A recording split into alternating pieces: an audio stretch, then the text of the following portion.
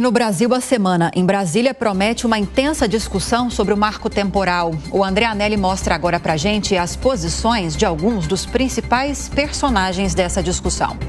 Com a proximidade da retomada da discussão do marco temporal no Supremo Tribunal Federal e no Congresso, grupos indígenas já se mobilizam para manifestações na capital federal.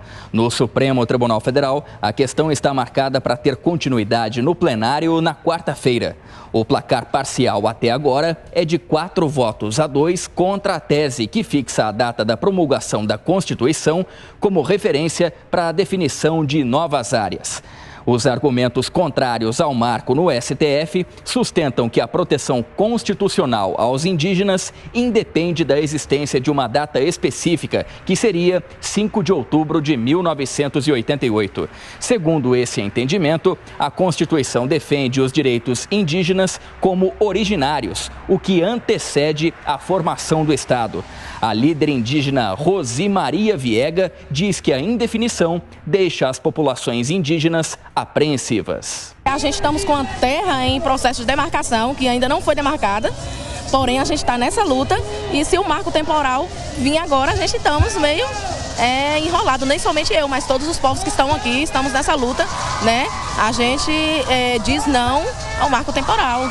Já os favoráveis ao marco temporal defendem a segurança jurídica dos proprietários de terras responsáveis pela produção de alimentos e geração de emprego e renda.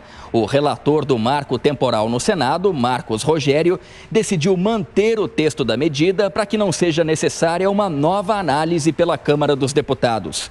Com essa estratégia, a previsão é que o projeto de lei seja submetido à votação na Comissão de Constituição e Justiça do Senado na quarta-feira desta semana, mesmo dia em que o Supremo Tribunal Federal vai retomar o julgamento do tema. O senador defende que o Congresso é quem deve tomar a decisão a respeito do marco temporal. A gente tem aqui tem que fazer uma escolha, porque se eu modifico o projeto, ele tem que voltar para a Câmara dos Deputados. Então, a gente está tentando avançar no entendimento dentro de uma linha que mantenha o texto que foi aprovado inicialmente e aí, através do ato de sanção, aquilo que é matéria extravagante, ou seja, matéria que vai além do marco temporal propriamente dito, né? De repente, o governo pode fazer opção, né? Como pode fazer opção de vetar inclusive tudo, mas dentro de um entendimento, né? Excluir esses pontos que são pontos que não é o centro, não é o objeto central da norma, que é o marco temporal. Apesar do posicionamento do relator, o tema não é unanimidade no Senado. Parlamentares governistas que avaliam que a medida vai ser aprovada também na CCJ estudam formas de atrasar a tramitação do texto no Senado e dar mais tempo para o STF julgar o caso. Uma das alternativas seria um pedido para que o texto seja analisado por outras comissões do Senado antes da votação no plenário. De Brasília, André Anelli. Em meio a tanta polêmica e divergências, vamos às análises, começando com você, Amanda Klein. O Congresso, o Senado especificamente, vai se debruçar sobre essa proposta. Enquanto isso, o julgamento no STF segue em 4-2 pela derrubada da tese. Inicialmente, havia uma expectativa de que os senadores iam esperar uma decisão dos ministros, mas isso não deve acontecer. Quais são as informações de bastidores? Essa proposta deve avançar no Congresso? Lívia, está marcada aí um encontro para uma briga boa, viu? Sim. Entre STF e Senado, justamente pelo que você acabou de descrever. Eles estão simultaneamente mergulhando sobre o mesmo tema, enquanto o STF analisa a questão do marco temporal, que deve avançar. É até um pedido da ministra Rosa Weber, que é a presidente da Corte hoje, antes da aposentadoria dela, que acontece, aliás, nesse mês, em setembro, dia 28, já está marcada a posse do próximo presidente, Luiz Roberto Barroso.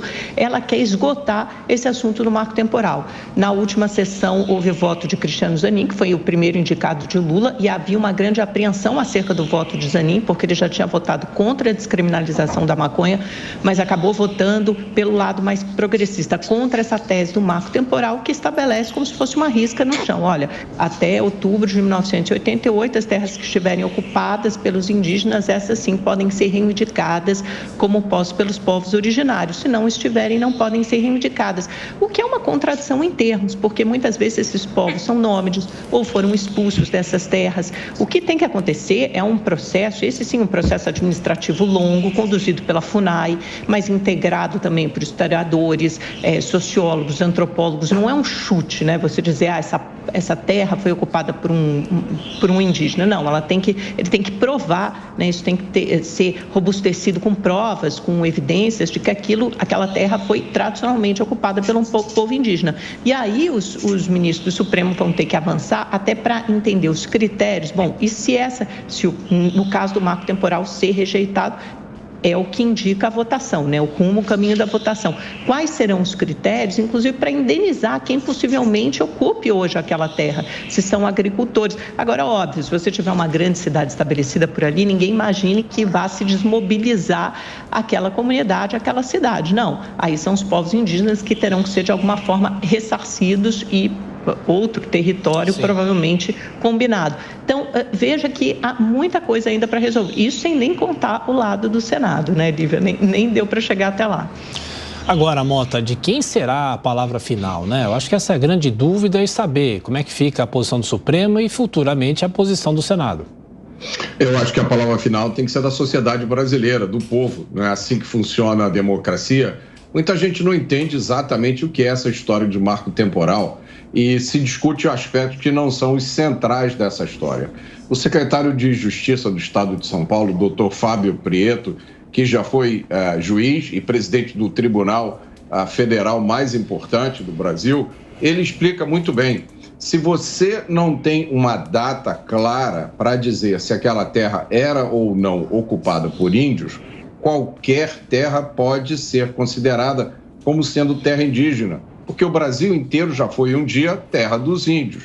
Isso já aconteceu várias vezes em processos de uso capião em bairros da periferia de São Paulo.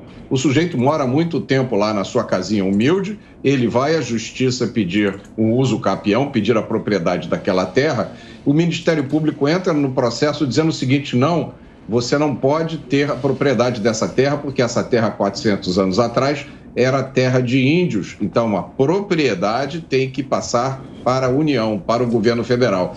Esse é o risco que todo brasileiro que tem alguma propriedade vai passar a correr se não for especificada uma data clara para determinação se a ocupação dos índios existiu ou não.